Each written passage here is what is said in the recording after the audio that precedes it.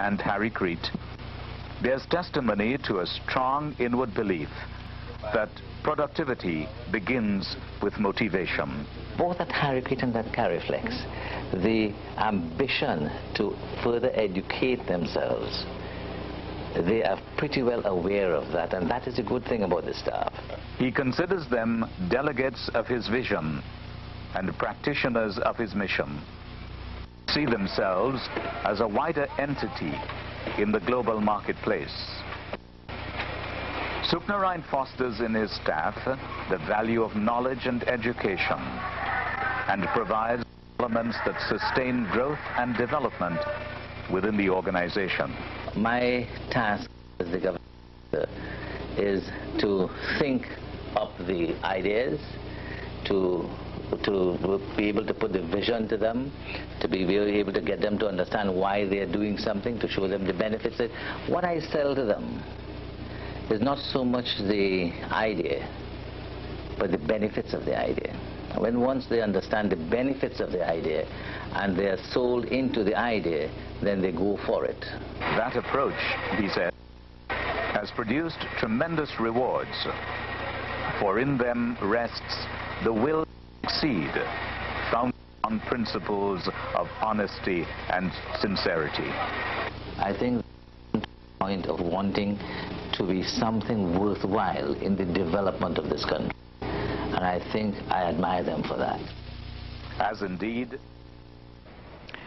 Well, 10 years old, we would expect, with the format of the day, to have these slight little glitches. But I think we're able to capture the main gist of the story. And as we said in the beginning, despite the physical challenges, you've been able to move forward in such a positive way. What's the secret? I might want to attribute the success and my thrust forward to the dissatisfaction that engulfed me as a boy, and more so, I should say, the inspirational dissatisfaction that engulfed my thinking, that I should not be one of those who will be subjected to all this inhumane behavior by the superiors. And I think this driving dissatisfaction in me, frankly speaking, if you're satisfied about something, you won't do anything about it. And I think deep inside me resides this dissatisfaction in, you know, what I've done. So you go from one thing to the next thing.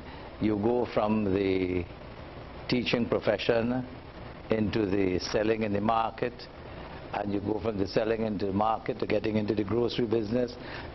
Sorry, and from the grocery business you get into the cosmetic industry, and from the cosmetic distributing business you get in, you slide in, you're dissatisfied with that, inspirationally dissatisfied with that, so you move into the labels, because labels are difficult to come by, and then you move from one thing to the other. And that is what drove me. I think it was the dissatisfaction in me of a situation that kept me driving into one thing and another thing. From what you're saying, it seems as though you've moved very quickly from job to job. You talked about teaching, then selling in the market, then into the retail business, into your own business, and so it continued. What was the reason for that? Was it that you were not satisfied in all of these areas in which you were involved? Well, not satisfied is one, but in today's management system or management education, one would say one would call it just the urge to move forward, and the dissatisfaction is what drives you, I think. In today's management, you say diversification, to diversify into something else. Yes. One thing encourages you to diversify into something else. So teaching was not something that you thought that you could stay into. Why? Why didn't you like teaching? Well, the challenge wasn't there. I do not think that teaching had the kind of challenge that I was cut out for. I like challenges. You would want to take my my handicap or my adversities or my incapacity as a deterrent. No, but I look at it as a challenge. Every adversity can be a challenge in disguise. And if you look at it as a challenge, then you'll take it on and you get on with it. And you've done that very, very successfully. I would think so. How did you plan the course, as it were, to overcome the difficulties? Because that is something that quite a number of people are unable to do. Well, the old grandmother says, a man is what he thinks. And as a man thinketh, so is he. And if you apply your thoughts in the right direction, you can achieve what you set out for. And if you find you see while you're in the grocery business, you see another vision somewhere, and you can believe in yourself and have that confidence in yourself. I think you should believe in what you should believe in what you think is right. And if you think something is right, this is where we can get into our present situation with the crime, the way the crime is taking over the country. And it has to do with the thinking of those people within certain communities that have lived for generation after generation, the third and fourth generation, with children having children, no parental supervision, no guidance, and the leadership was not there. So the criminals think that they are right. And in their world, if a person involved in crime slaps one or beats or beat a fella, or he robs somebody, he has a certain accreditation in the criminal world. The day he takes blood, he's up on the ladder, gets promoted in that environment. And the day he kills someone, then he is Bajo and everybody respects him. He's Lord and Master of what he surveys. So what you think is what you are. And in my world of not being satisfied with what I'm in, and I see another vision somewhere, then you can divide it into three divisions. First, you've got to think about something. And when you think about something, you have to acquaint yourself with the knowledge and education or the know-how as to how to accomplish what you are thinking. 90% of the world today are not successful because they have gone through the first stage into thinking about something, the second stage into educating themselves, and implementation. All problem in this country is implementation, you know. How many of us really implement? I might not be too far from the truth if I say that 90% of the population only practice 10% of what they know. And only 10% of the population really implements and practices or gets down to the work and get it done. What is responsible for that, in your opinion? I think what is responsible for that is leadership. Earlier clock, what has to be done, in my very unqualified position, what has to be done with the criminal elements and those districts and communities where crime is very prevalent.